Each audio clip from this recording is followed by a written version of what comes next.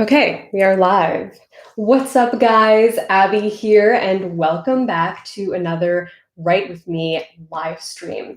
First things first, I have to know if you can hear me okay because I'm doing this on a different system this time. You guys are on a separate webcam, and I'm going to be writing on this computer. So it's a new setup. So let me know if you can hear me okay. And welcome. I'm so excited to write today. I actually haven't written in a long time. It feels like a long time. I wrote a little bit last week, but I've been super busy with editing the audiobook. So that's been very hectic, but also exciting. Okay, great. You guys can hear me? Awesome. Fabulous. So yeah, I haven't had a lot of time to write lately. So I'm very excited for our Write With Me live stream today. It's always a fun excuse to write and to join you guys while you write. So it's always super fun to come together and do this. So the way this Write With Me live stream is structured, in case you're new here, haven't done this with me before, I usually structure it into writing sprints that are 25 minutes long with a 5-minute break. And during those breaks, I stop, my timer rings, and I chat with you guys about what you're working on, and you can ask me questions. I'll choose some questions to answer, and yeah, so we do that like 4 times. 4 writing sprints, 4 5-minute breaks, 25 minutes on, 5 minutes off. So that's how it is structured. And I hope you're ready to write today. Comment in the chat and tell me what you're working on. What is your work in progress? What genre, if you don't want to like spill all the information about it.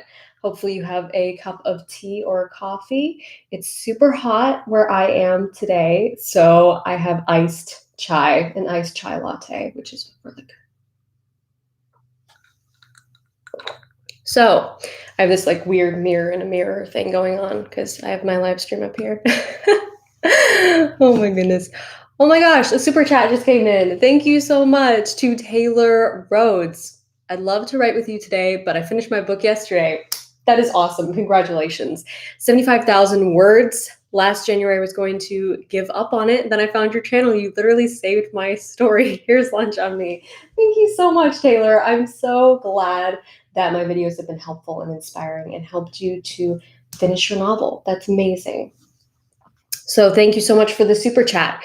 For anybody who isn't sure what that is, super chat is a fun way to support my channel while we're here on the live stream. You'll see the little icon for that right beneath the chat box where you type.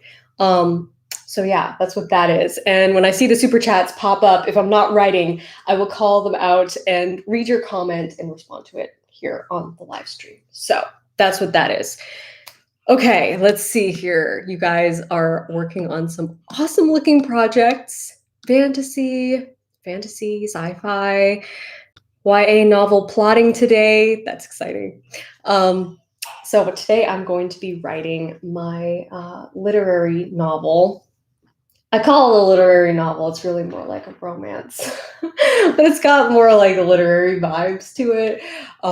Anyway, I've been working on this book since April of last year. So it's actually the longest I've ever worked on one project. And let me just say that I have way more respect for serial writers now who like write a series, like my sister Kate, because I don't know how you like stay on one set of characters for so long and not get bored, because I'm like already in the stages of like, oh, I want to work on something else. So it's kind of difficult for me because I'm so used to doing like these really quick, short projects, and I'm not used to writing something for so long. So it's been an interesting process, but that's what I'm working on today. I haven't checked my word count in a while, but I think I am over 160. I think I'm over 160,000 words. Let's see. Oh, I haven't opened on this computer in a long time. Where is it? I always get scared when I'm like syncing between different computers on Scrivener. Like, will it update? Yes, it will warn you if it doesn't. 162,000 words I'm currently at with this book. So It's a lot. Again, it's more of like an adult romance, so I guess it doesn't have to be that short, but it's been enjoyable. So that's what I'm gonna be working on today. I actually had some new ideas that I haven't even written down yet, so that's always scary. I'm probably going to just write it though. I don't think I'm gonna like outline.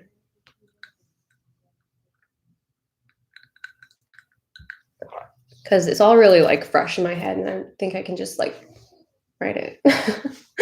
So we're just gonna do that. Okay. So guys, who is ready for the first writing sprint? I'm super eager to just like jump into this, and I've been talking for like 5 minutes. Hopefully everybody is here who wants to be here and write today. Also, I would like suggestions, just side note, as to like other times that would be good to do this, because I know everybody's in different time zones. So it's kind of tricky to like make it so that everybody can be on here. It's like impossible, right? Because we're all in different time zones. But I do want to try doing like a night version of this sometime, like a nighttime writing session. So tell me if that would be better for your time zone, or your schedule even, because I know a lot of people are in work, at work or in school. So that's always tricky to navigate around. Also, I have some links in the description of this video of the stuff I'll be listening to today, my favorite music, etc. I have my playlist for my book, my favorite choir mix, and also all of my Spotify playlists. So I'm kind of, I love Spotify playlists and making them. And I have a ton for writing specifically, so with lyrics and also, or with vocals rather, and just instrumentals. So I have a bunch listed in the description box below if you want to check those out. Okay, another super chat came in from Cat of the North. Thank you for this super chat. This video has gotten me out of daydreaming about writing and plots to actually write them down. Thanks, girl. You're a blessing. Thank you so much. I'm so glad that these live streams help you to actually sit down and write. That is the most important part. And I always like to say that writing makes you a better writer. So if literally, like, if you get so overwhelmed with, with all like the advice, because I know it can be overwhelming sometimes, then just sit down and write. That's literally all you have to do. So let's do this. I'm going to get my project up here, and we are going to start our first writing sprint. I might have, okay.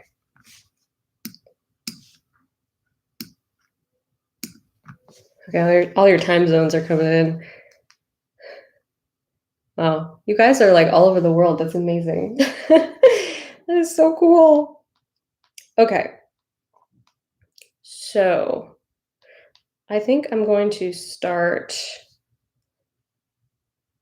just in contemplative silence because I have to actually read through what I wrote last time and, whoops, possibly add something to the beginning of this chapter. So let's get our timers up and start our first sprint, shall we? I have my timer set for 25 minutes and it will ring, I think. So you guys should hear it too, but you can have your own timer, obviously, if you want. Let's see if this works. Okay. That should work now. I don't want, see, I don't want any like other noises to happen. Ring and notification. I don't know. Okay, well, 25 minutes on. Let's go.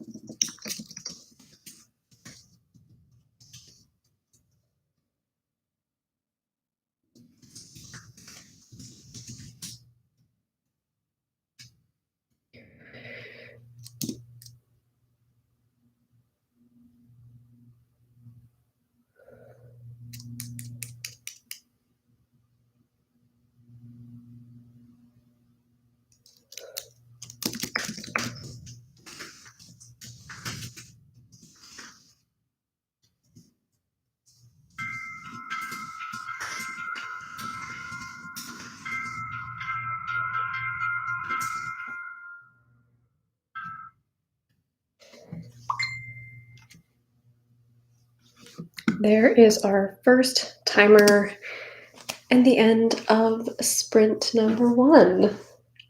So, how did it go?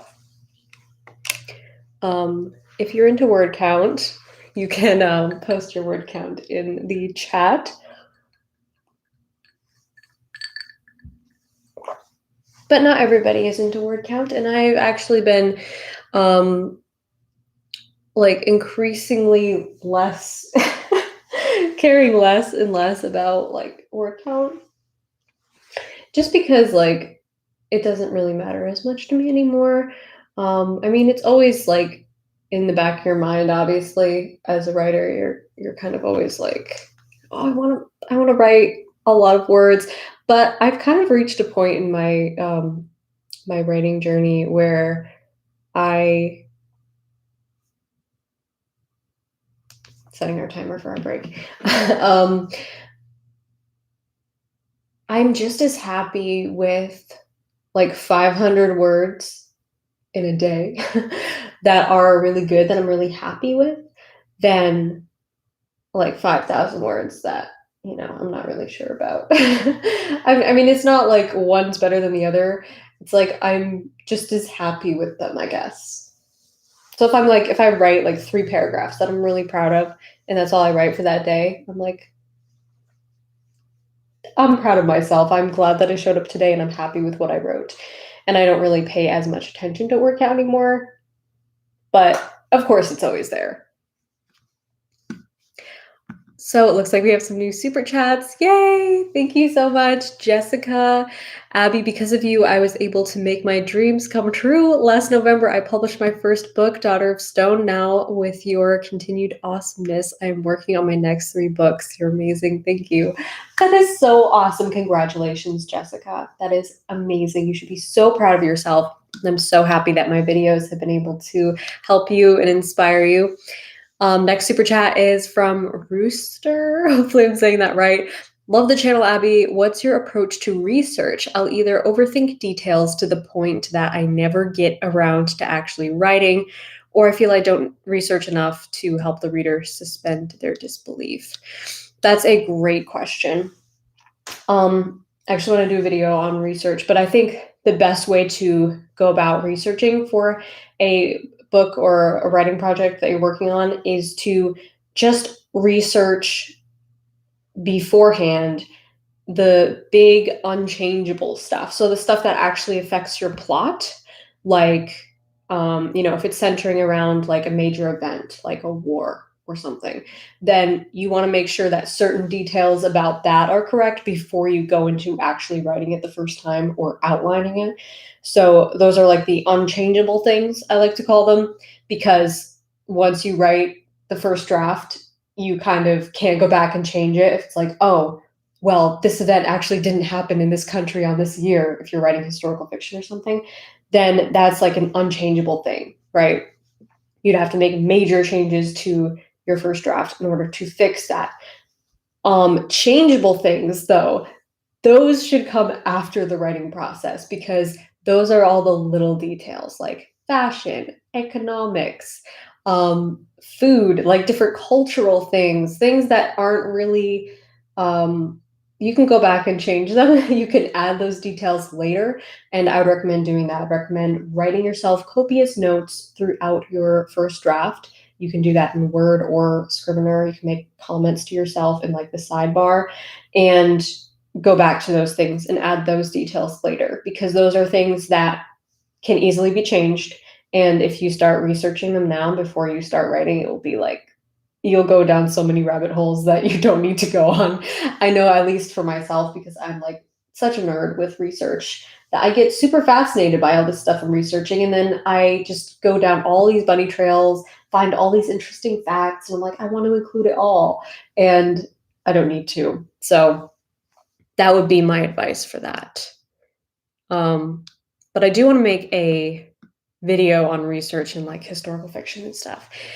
Another super chat from Squandra Course. Thank you. Do you think ebooks are increasing average word count? Really depends on the genre, I think. Yeah, because every genre is really different as far as word count goes, but also you have, you know, different formats. So you have novella length, you have novel length, you have really big novels, really small novels. So what I like to go by, especially as an indie author, because you probably won't have people like caring, like your readers don't really care how long your book is. I mean, if it's good, they'll continue reading it. And if it's short, that's just the way it is. So if you're going indie and you plan to go indie, you can really make your word count whatever you want it to be. That's kind of what I go by now. I'm just like, I don't even care what the industry standard is because I'm not going to be selling this to a publishing house. I'm just going to be publishing it myself. So who cares? So there is definitely some freedom there.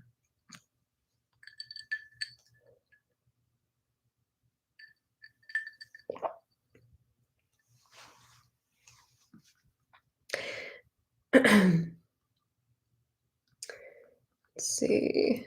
Any more questions jumping out at me here?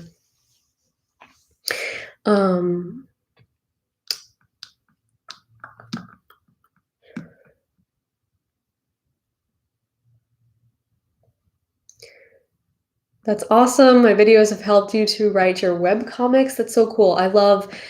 I'm so interested in webcomics. Like, I don't know much about them, but I've seen a little bit and I'm like, that's so interesting. What things do you want to see in a book that you haven't seen before? That's an interesting question. That's actually a fun question because a lot of times I'll write into my books the things that I want to see in other books that I've never seen before. Honestly, one of the things that I would love to see more in books is like rep of homeschoolers because I feel like there's this it's like underrepresented homeschooled characters. So I do that a lot in a lot of my books. Obviously, 100 Days of Sunlight, Tessa's homeschooled, but like so many of my other books, I think almost all of my other books have homeschooled characters in them. So I would love to see more homeschooled characters. That would make me very happy. And not like the stereotyped homeschool characters that are like, I'm just like shy and sheltered and I never go outside. I mean, yeah, okay, fine. I don't usually do much outside either, but not all homeschoolers are like that, okay? So it's an underrepresented niche for sure, character, and we need more homeschooled characters. So yay, homeschool club is like jumping in the chat. Yes, I agree. More homeschoolers. Awesome. Wow. That's so cool to see so many homeschoolers here. Awesome.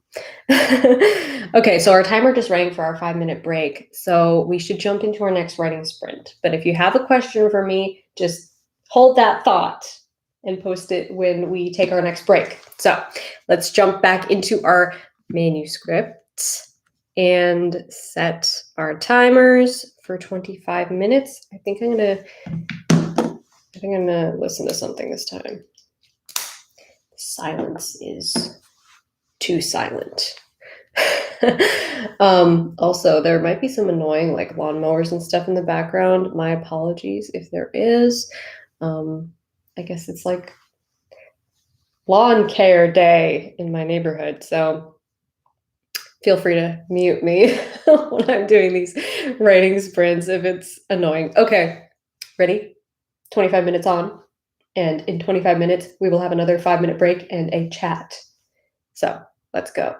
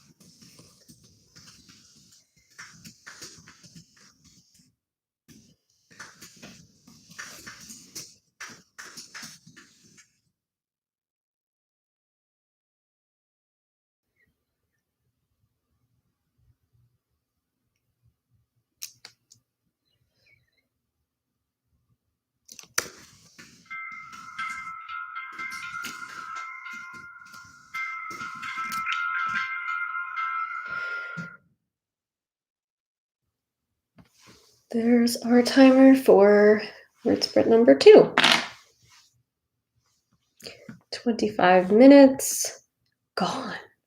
Just like that. Crazy. How did it go? Comment in the chat if you want and share your word count. Let's see. I was going to scroll back up just to make sure I didn't miss anything. There's like so much. Oh, and whoa, how come it stopped? Okay. Another super chat that I missed earlier because I was writing from Real Nation Media. Abby, thank you for being vulnerable and opening your process to us and the world. We're a startup indie film production company, and your videos are helping us to find our voice and love our craft. Wishing you the best. Awesome. Thank you so much for the super chat. I'm so glad you are enjoying my channel, and I'm so glad you enjoy these live streams. Okay, looks like you guys are getting some writing done. Let's see. Word counts. Wow. 800, 100, 190, 452, 1300. Wow. You're fast. 161, 352. You guys are awesome. Killing it. Let's see. I haven't written much. I've written 352 words so far. But like I said, this scene was not outlined. And oftentimes, if I don't outline a scene beforehand, it takes me way longer to write, especially dialogue, because as I've mentioned in other videos, I think I mentioned it in my video about writing a faster first draft back during NaNoWriMo.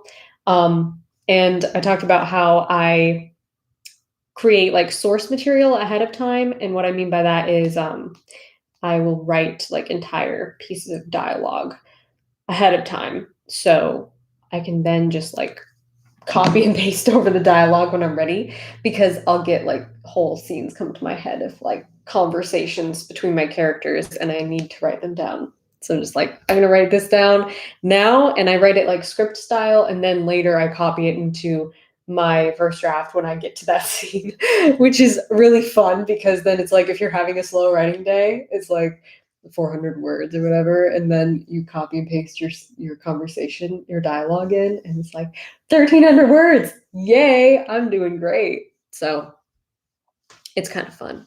Let's see, I saw another super chat go by. She lives her dream. Thank you so much for the super chat. Abby, I really hope that you write that storytelling handbook. Your wisdom needs to be captured between book covers. P.S. Thanks for your playlists too. Thank you so much. That is something that I've been actually thinking about a lot lately. And that's something that I really want to produce this year. I have like so many plans and goals all the time, but my plans did change quite a bit, as far as I was going to publish something different and then I like changed my mind. So it's like been all over the place anyway. And I'm very happy that so many of you guys want to see a writing handbook type thing, a book about writing. It's basically going to be like Writer's Life Wednesdays in the form of a book. And it's going to be really cool because it will also have a workbook attached to it that will be like, not like physically attached to it, but with it, that will be like something you can write in, and it will be all my templates plus more templates all combined in like a really nice aesthetic book that you can write in and use for a project, and you can get like, you know, multiple workbooks for different projects. So that's going to be really fun. I'm very excited for that.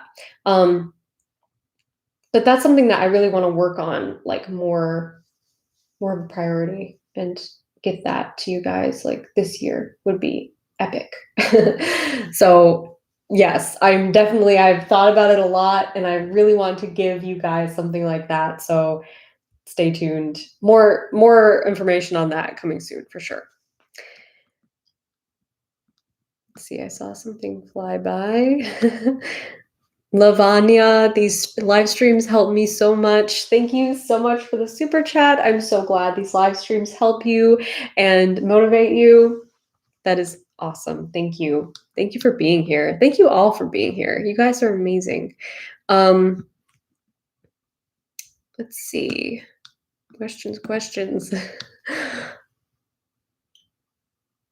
How detailed would you say that one's writing needs to be in order to effectively tell the story? That's a good question.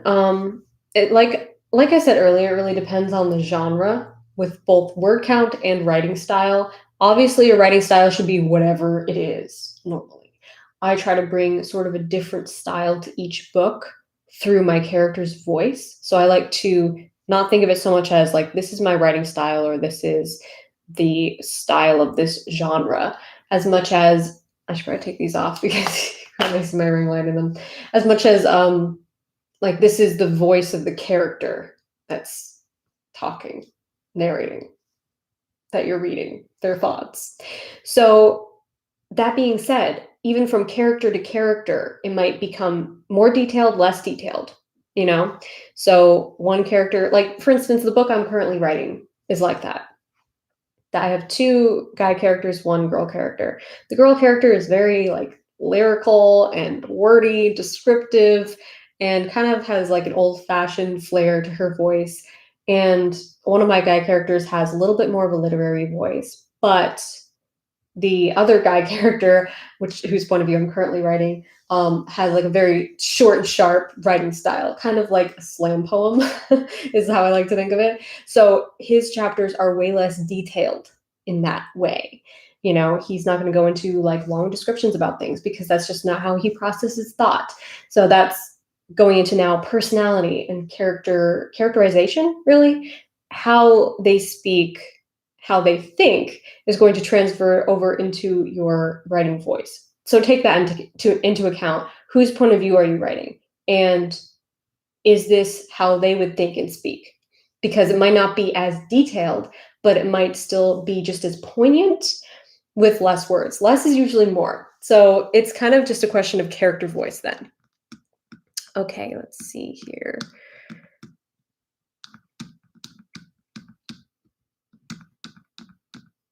I think I missed one from Amy. Oh, here it is. Did you ever get a chance to read the final 6? And if so, what did you think of the author's character voice execution? Thank you so much for the super chat, Amy. You're the best. I have not read the final 6. That's been on my TBR for a while, and I'm not like super into sci-fi, so usually it's like those are the books that I don't usually pick up sci-fi as like what's my next book gonna be? But I am reading more this year. I have been reading like way more usually than usual lately. So hopefully I'll be able to pick up that one soon. It looked very interesting, and I am always very interested in seeing how authors execute like multiple characters, especially a large cast, because that's super hard to pull off. Oh, there goes our timer. I know I'm so wordy. I go forever on these questions and then okay, I'll do one more question and then we can do another sprint.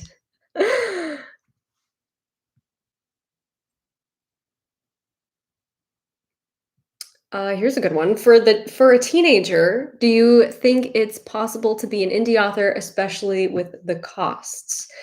From Zaina, if I'm saying your name right.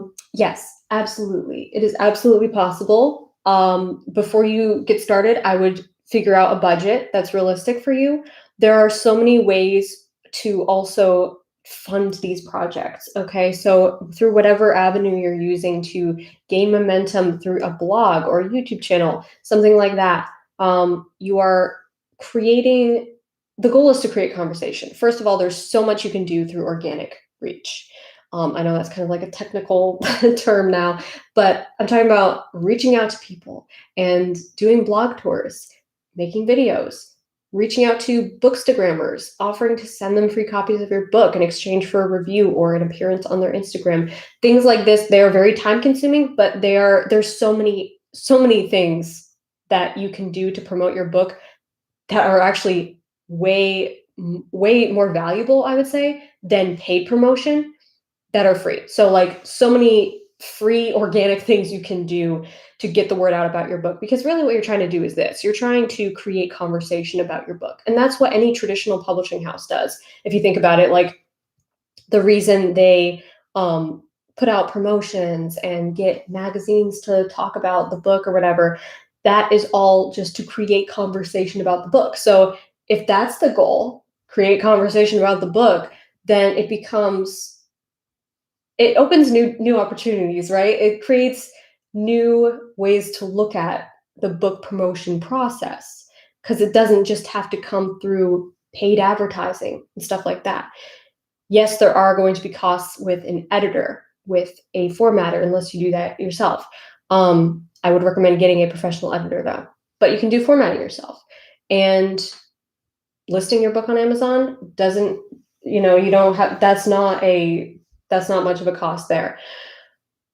Printing books, there is some cost with uploading files, also getting proof copies. But once you start drawing up all these numbers, it will become obvious what you need for a budget. But I would not factor in advertising.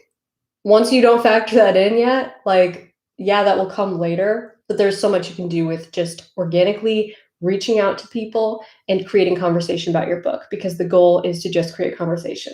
And if you can create enough conversation in the small circle of the internet where your readers exist, then there will be this impression that everybody is talking about your book.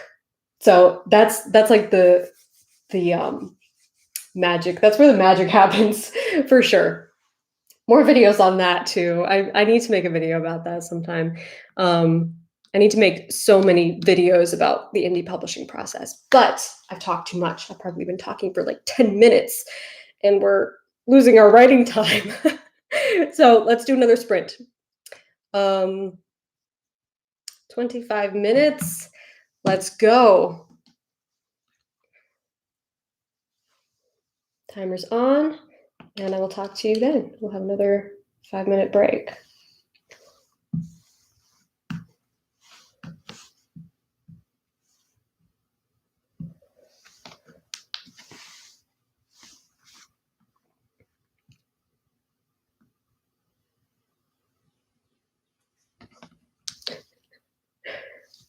Okay, hold on. Everybody says I missed a super chat.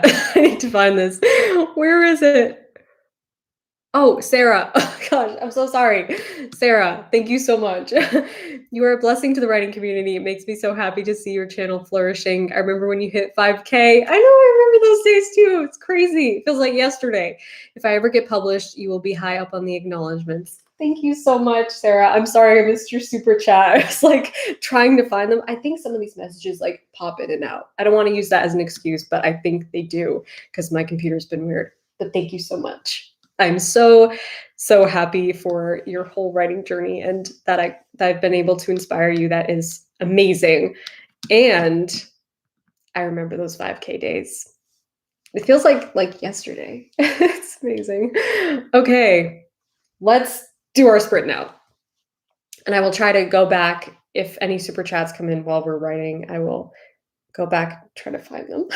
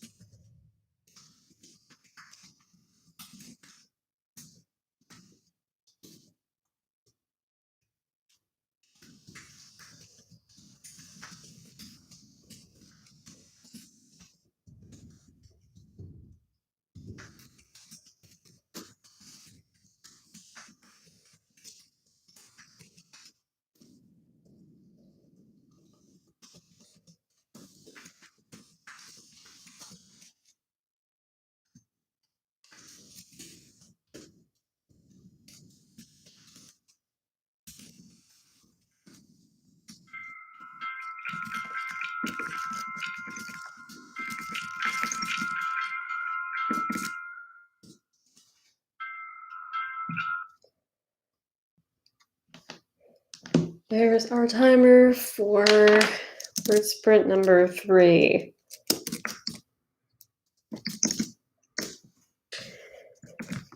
Okay. How did it go? Let me know in the chat how your third word sprint went. Mine went well. Finally, like, getting into the groove of this conversation, so it's starting to like flow better now. Always a good feeling when the dialogue starts to just like flow naturally and you just feel like you're sitting there listening to your characters talk. Like, does anyone else love that feeling? I love that feeling so much. Okay, let's see. I always do 6 minutes for the break for some reason, because I can never stick to 5. Okay, questions. From Clara, how do you name a book series that doesn't spoil the first book? For the first half of my first book, you don't know the name of the MC, so how do I write a series name that won't spoil? You have so many options here, really, because you don't necessarily have to like name your series with anything to do with like the protagonist's name. What I like to do for book titles, even though I don't usually write series, I still do this with book titles, is throughout the writing process, I'll like just make a list somewhere in my Scrivener project of just some words that remind me of the book. Either different elements of the book or something that is like a recurring theme or a phrase that one of the characters or a lot of the characters say. So just things like that, like recurring elements. Keep like a running list of those and use those for inspiration as to your series title. But we also have a whole podcast on that, by the way, for book titles. So check that out. Me and Kate did a podcast on that.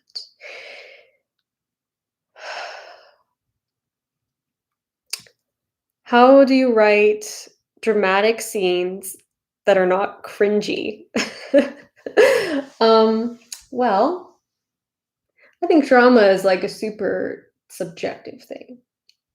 I think watching good dramas, BBC dramas, really helps to like write dramatic scenes. Because the thing is, with drama, is it's not all verbalized and it's not all external. So I guess when I think of like cringy drama, it would be drama that's like too dramatic, like overly dramatic, like just all the characters kind of screaming at each other and like maybe some physical abuse.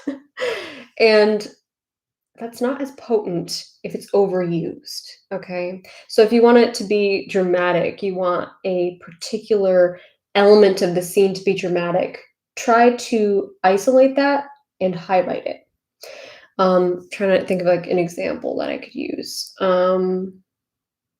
Like for instance, if you want to have a heated discussion between two people, and at one point the conversation builds and becomes more of a verbal fight, and then one of the characters like unexpectedly slaps the other character's face, it will be way more intense if you had like a slower build up to that. And this has never happened before. Okay, that it's not just like this character goes around just slapping everybody, because I've seen that done before, and it makes it like not as potent and seems just melodramatic, like overly dramatic. So that would be my advice for that. Also watch good dramas, BBC dramas, particularly Masterpiece. BBC Masterpiece is a great example of drama that is not all like verbal and external or and screamy and stuff. It's so subtle and just fantastic. How do you motivate yourself to write when you don't have any particular story you're working on and you don't have much inspiration? That's a good question. I would say just writing the most self-indulgent thing that you can imagine, whatever that is. And that will be different for everybody. But I think when writing can become when you start to feel like, oh, I don't have any inspiration, or this is boring, or like I don't feel like writing, well, what would be like the most self-indulgent, fun thing for you to write? Because you should go write that. And that will get you back into the writing groove. It will also help you to remember why you love it so much. And like I said, that will be different for everybody. So maybe it's like writing a fluffy contemporary rom-com for Wattpad or something, like a no pressure, non-serious. Maybe it's fan fiction. Maybe it's like sci-fi fan fiction. Okay, that would be like torture for me to write. But for some people, some writers out there, it might be like the most fun, self-indulgent thing to write.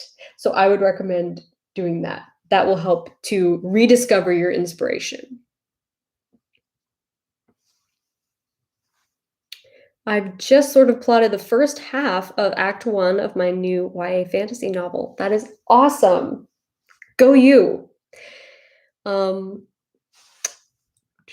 let's see. Oh, Light Chaser Studio, do you have advice for someone who's always been a pantser and is now trying to be a planner or outliner? Yeah, so I actually want to do a video that's like plotting for pantsers or like outlining for people who hate outlining, because I've gotten this request a lot for like a video like that. I would say start small, start with like the most basic outline ever. So don't take like my whole 3-act story structure and start like in-depth outlining, because that will probably become really overwhelming really fast. I would recommend taking just like a bullet point outline, like all the main points of the 3-act story structure. So even just going by act to start, even if you just go by the acts to start and be like, Act 1 is the beginning, the start of everything, the inciting incident, the first push outside the comfort zone. Act 2, you have your middle conflict, and somewhere in the middle of Act 2, you have a plot twist, a game-changing midpoint. The third act will be the climax, building up to the climax, disaster, dark moment, possibly a temptation moment, leading to your protagonist's aha moment or realization and transformation. So something very basic like that. And then you could take like the bullet point outline of all the points in the 3-act story structure. So, hook, inciting incident, first plot point or impossible choice, pre-midpoint reactionary hero, game-changing midpoint, post-midpoint action hero, pinch point, forgot the first pinch point. And then going into Act 3, just supposed victory, disaster, dark moment, aha moment, climactic confrontation, the end. And if you just list out those bullet points and put like one line, I do this for actually every book I do. I start the outline like very minimal like this. And just to get the idea of what it will look like from like a bird's eye view. And I just do the bullet point outline, just one line per plot point. And from there, I build off of it. But you could literally just go with that, okay? So I always like to say that it doesn't matter how much you like outlining, like however much you like outlining, that's how you should outline. Like, don't feel like you have to write a 25,000 word outline, because that's not for everybody. So if it's just, a bullet point list with one line per plot point, and that works for you, then go with that, because that will be better than nothing and will help to keep you focused on the main point of your story. Is that outline on your Patreon, or where can I find it? Yes, it is on my Patreon. I also feel like I wrote it somewhere else, but now I can't remember. I can't remember, but it is on the Patreon. It's in one of those documents for the 3-act story structure. I think it might be at the bottom of the 3-act story structure template, which you can actually get not even on my Patreon. You can just get that when you sign up for my templates, which is, the link is in the description of all my videos. I don't know if it's in this one. I don't think it's in this one, but I can put the link in the chat box actually. Let me do that real quick, and then we'll get to our next writing sprint.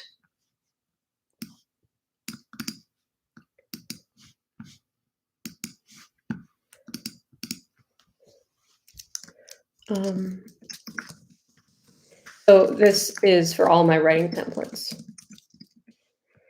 So there's the link to that. If you haven't signed up for my writing templates, there's a bunch of them on there. And then when you get the 3-act story structure one, it should be at the bottom of that document, just like listed out bullet point style. But I highly recommend that. That has worked so well for me with outlining my books, and I've had so many pantsers turn plotter using this method, and they love it. So highly recommend that. Okay, who's ready for our last writing sprint?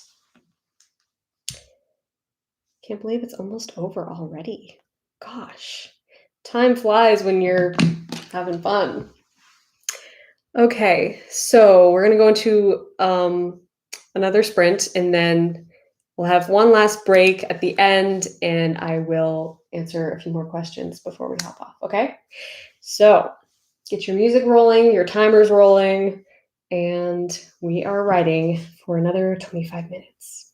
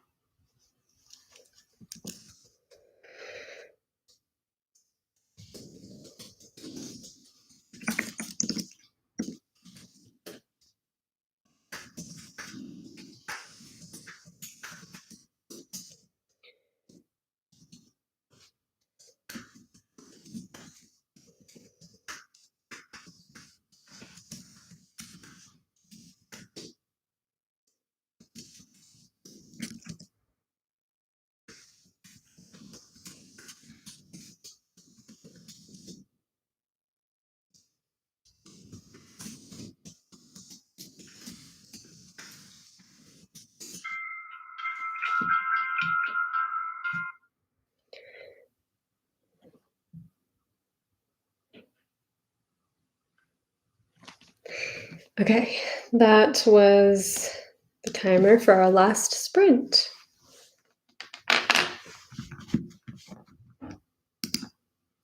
So, sprint number 4 is done, which is our final sprint for today. Let me know how it went. Mine went pretty well. I've pretty much finished this scene, so that's good. Finished your chapter. Yay! Awesome. That is great. Yeah, so I pretty much finished this scene, I think. I'm still not sure about how I'm gonna end it. Like, I had an idea of how I was gonna end it, but I'm not super sure about that. I don't know. I have to think about that more. But anyway, looks like your writing sprint went awesome.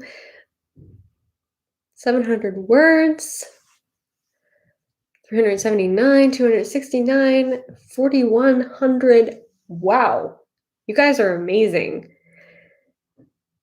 Thank you for this live stream. You are welcome. I'm so glad it was helpful and it got you motivated to write. So many of you guys did amazing today. Wow, tons of words. That is awesome. Let's see, I was going to answer a couple more questions and then we'll hop off the live. How often do I do this live stream? I'm trying to do it once a month, but I have skipped a few months. I did it in November, January, and now in March. So I want to get more into like a pattern of doing it once a month because I do love doing these live streams. It gives me a great chance to write and it gives you guys a chance to write with me and for us all to just motivate each other because that's such an important part of the writing process. Writing can be very lonely. So it's good to come together like this. Let's see. What is my least favorite writing trope? I don't know if I have one. Like stereotypes that are annoying. Probably one of my least favorites least favorite annoying stereotype is like the strong female character who is just like invincible and has zero flaws. That is something I talked about in my last Ask Abby video, and I hate that trope. I hate that stereotype that's like, oh, in order for her to be strong, she just has no weaknesses. It's like, that doesn't make a character strong. Overcoming your weaknesses makes you strong. Any tips for when switching between character voices? I have a whole video on character voice. Check that out. If you type in Abby Emmons character voice, it will come up. I give out 7 tips in that video that I use all the time and are really, really helpful for making your character voice shine, making your character voice different from each other. I would practice by writing 2 characters from first person who are totally opposite each other. That is one of the things that helped me to get character voice. Character voice is like the vibrato of singing. It's like hard to explain, but then once you get it, you've got it. And you don't have to ever worry about losing it after that point. But it's like just something clicks at some point. And for me, it helped me to write 2 characters that were very different from each other in personality and just make their voices like totally different. And writing those characters enough will get you to the point where it's like, oh, okay, I get it. I get it. I see exactly what I have to do to make character voice shine. But that's a really good video, so go look it up. Thanks, Abby. It helped a lot. I've lost the motivation a lot in the past month. It felt really good to get creative and also like the results. So thank you again. That's awesome. I'm so glad. Let's see.